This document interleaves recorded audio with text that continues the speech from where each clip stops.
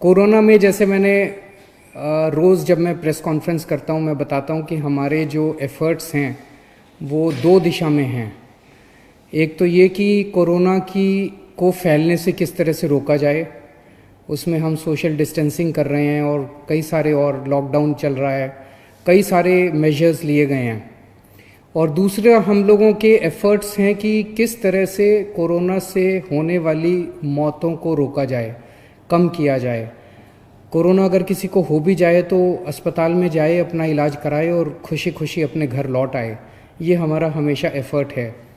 तो कुछ दिन पहले मैंने आपको बताया था, लगभग 10 दिन पहले, पिछले हफ्ते मंगलवार को हम लोगों को केंद्र सरकार से परमिशन मिली थी कि हम कोरोना के जो सबसे सीरियस मरीज हैं, काफ़ी सीरियस मरीज हैं, उन लोगों के ऊपर हम प्लाज्मा थेरेपी ट्राई करके देख सकते हैं कि उन पे क्या असर पड़ता है।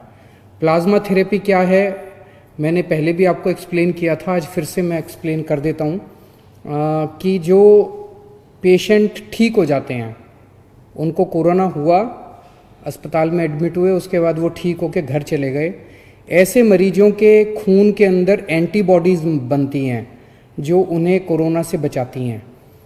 तो अगर ठीक हुए पेशेंट के खून से प्लाज्मा निकाला जाए, वो एंटीबॉडीज़ निकाली जाएं और जो बीमार पेशेंट है उसमें डाल दी जाएं, तो वो बीमार पेशेंट भी ठीक हो जाता है। इसे हम प्लाज्मा थेरेपी कहते हैं। तो ये प्लाज्मा थेरेपी लिमिटेड बेसिस पे छोटा ट्रायल करने की हमें परमिशन मिली थी कि एलएनजेपी अस्पताल, केवल एलएनजेपी के लिए हमें परमिशन मिली थी कि एलएनजेपी अस्पताल के जो सीरियस मरीज हैं उनके ऊपर ये ट्रायल करके देखा जा सकता है। हमने पिछले कुछ दिनों के अंदर 4 मरीजों पे ट्रायल करके, एलएनजेपी के 4 मरीजों पे ट्रायल करके देखा। उसके अभी तक के नतीजे उत्साहवर्धक हैं, अच्छे हैं। और हमारे साथ डॉक्टर सरीन हैं आज, जो कि ILBS हमारा जो दिल्ली सरकार का हॉस्पिटल है उसके हेड हैं और इस पूरे की पूरी प्रक्रिया को यही मॉनिटर कर रहे हैं और यही संचालित कर रहे हैं। अब इसका अभी तक का क्या रिजल्ट रहा, मैं डॉक्टर सरीन से कहूँगा कि वो आप सबको बताएंगे। Thank you sir.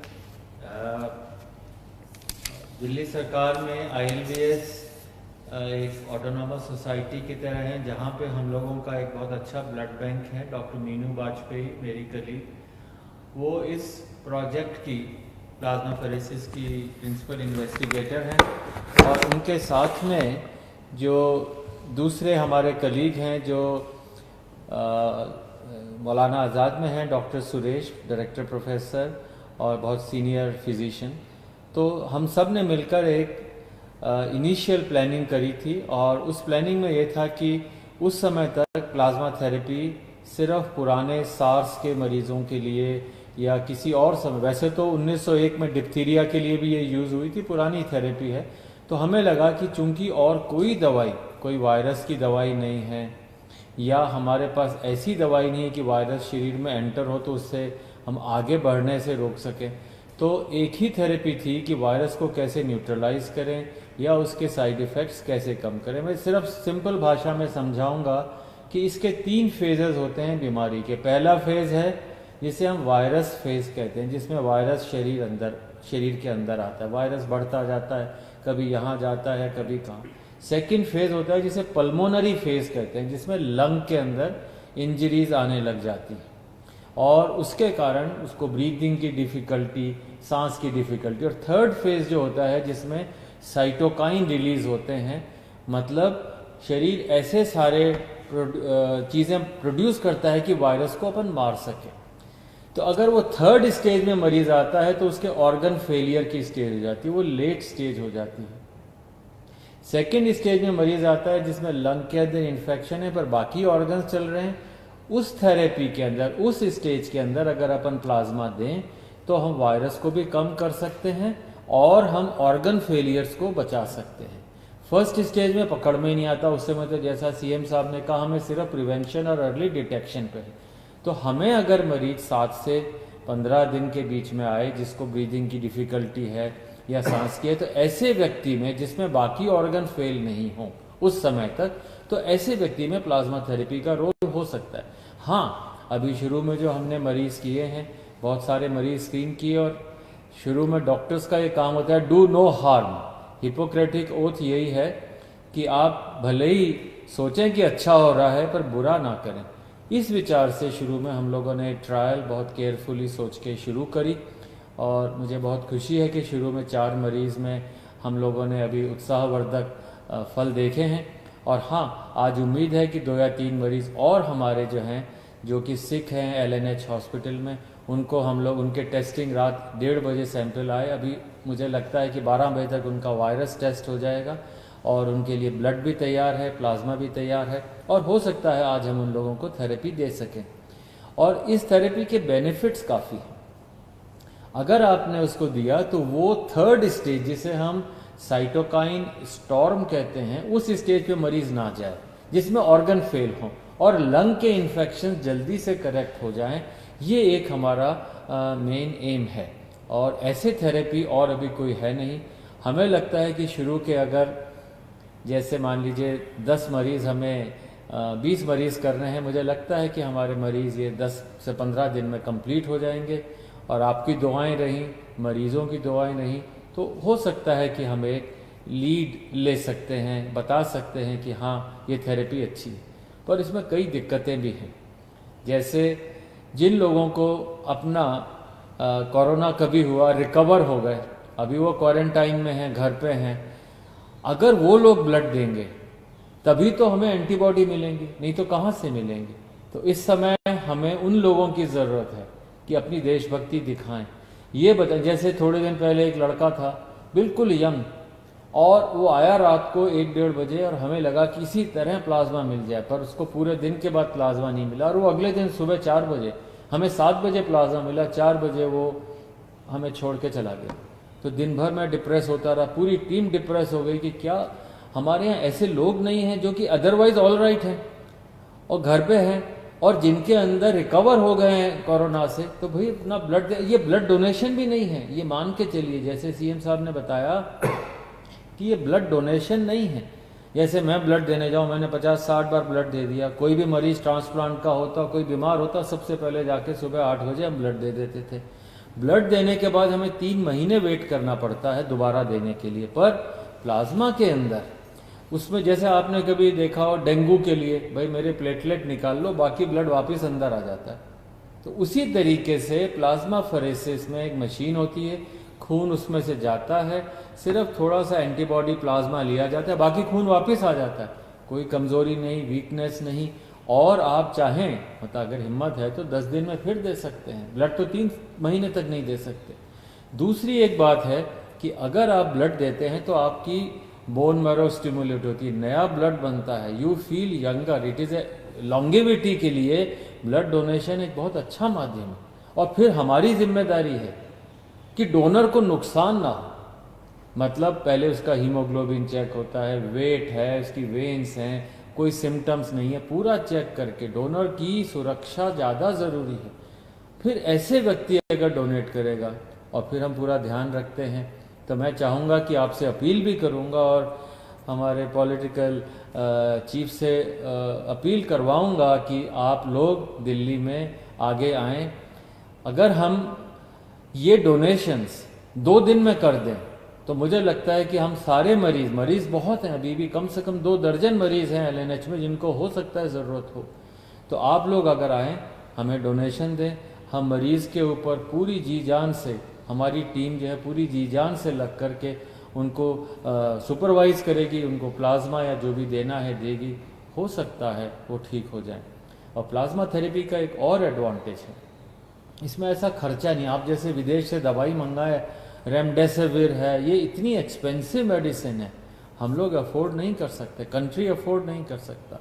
तो इसलिए plasma therapy comparatively almost inexpensive है।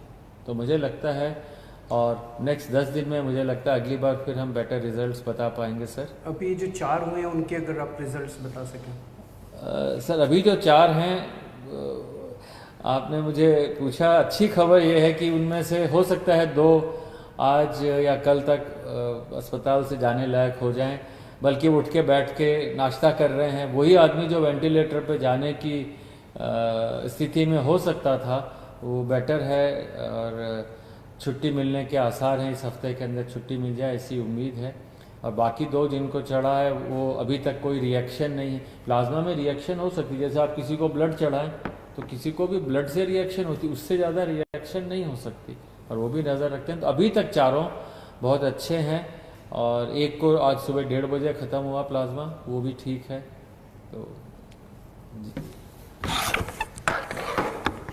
तो अभी मेरे पास जो अस्पताल से डिटेल्स हैं,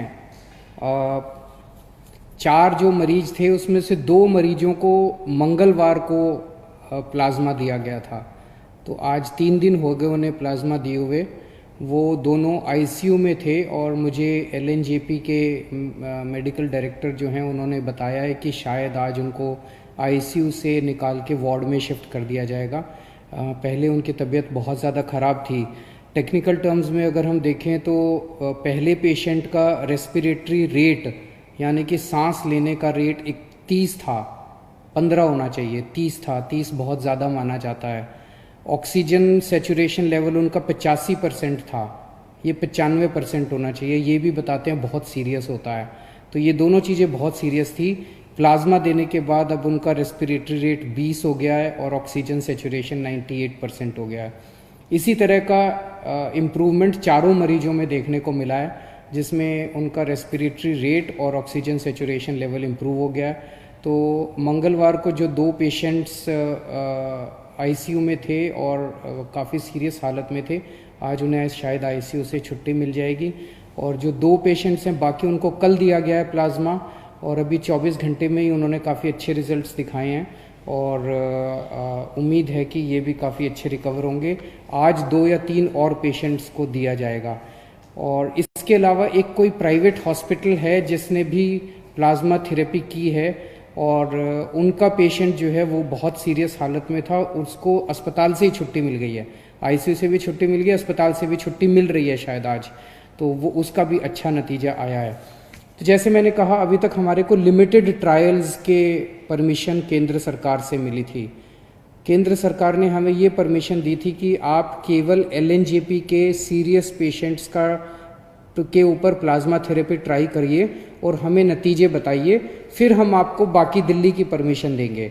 तो अगले 2-3 दिन और हम ट्रायल्स करेंगे, और उसके बाद नेक्स्ट वीक हम लोग केंद्र सरकार को पूरे दिल्ली के सीरियस कोरोना के पेशेंट्स को प्लाज्मा थेरेपी देने के लिए अप्लाई करेंगे कि पूरे दिल्ली के सीरियस पेशेंट्स को प्लाज्मा थेरेपी देने की हमें इजाज़त दी जाए। मुझे उम्मीद है कि वो भी इजाज़त हमें जल्दी मिल जाएगी। तो उसके बाद दिल्ली के किसी भी अस्पताल के अंदर कोई भी कोरोना का अगर सीरियस पेशेंट है, उसको हम ट्राई कर पाएंगे, उसको हम प्लाज्मा थेरेपी दे पाएंगे। फिर से मैं कह दूँ, ये इनिशियल नतीजे हैं। अभी कोई हम ये ना सोचें कि इसका कोरोना का इलाज मिल गया और ऐसा कोई।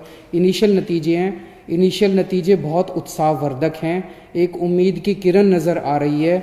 और मैं वैसे तो ज़िंदगी ऊपर वाले के हाथ में है, और हम हमेशा कहते हैं, सभी डॉक्टर्स भी कहते हैं कि ज़िंदगी ऊपर वाले के हाथ में है। हर डॉक्टर पूरी कोशिश करते हैं अपने मरीज को बचाने की। तो लेकिन एक ये इतने ऐसे समय में एक ये उत्साहवर्धक खबर है हम सब लोगों के लिए। जैसे डॉक्टर साहब ने कहा, इसमें सबसे अहम रोल डोनर का है, जो कोरोना से ठीक हो गया और वो आके अपना प्लाज्मा डोनेट करता है। तो जैसे डॉक्टर साहब ने, आप में से बहुत सारे लोगों ने डेंगू के लिए ब्लड दिया होगा।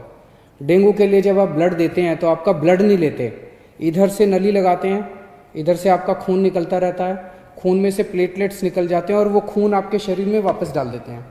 तो प्लेटलेट्स निकाल के खून आपके शरीर में वापस डाल देते हैं, आपको कमजोरी भी नहीं आती। इसी तरह से ये है, यहाँ से खून लेंगे, आपका ब्लड में से प्लाज्मा निकाल देंगे और वो आपका ब्लड वापस डाल देंगे। तो आपको किसी तरह की चिंता करने की ज़रूरत नहीं है। हमारी जितने लोग अभी ठीक होके गए हैं, उन सब लोगों से हाथ जोड़ के निवेदन है कि आप अब दूसरे लोगों की जान बचा सकते हैं। तो एक एक व्यक्ति जो ठीक होके गया है, उसकी जिम्मेदारी बनती है कि वो दूसरों के काम आए। और जब मैं कह रहा हूँ जान बचा सकते हैं, तो आपका प्लाज्मा, आपके खून से लिया हुआ प्लाज्मा केवल और केवल उन्हीं पेशेंट्स को दिया जा रहा है जो बहुत सीरियस हैं।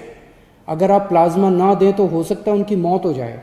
तो एक्चुअली आप एक आदमी की ज़िंदगी बचाएंगे।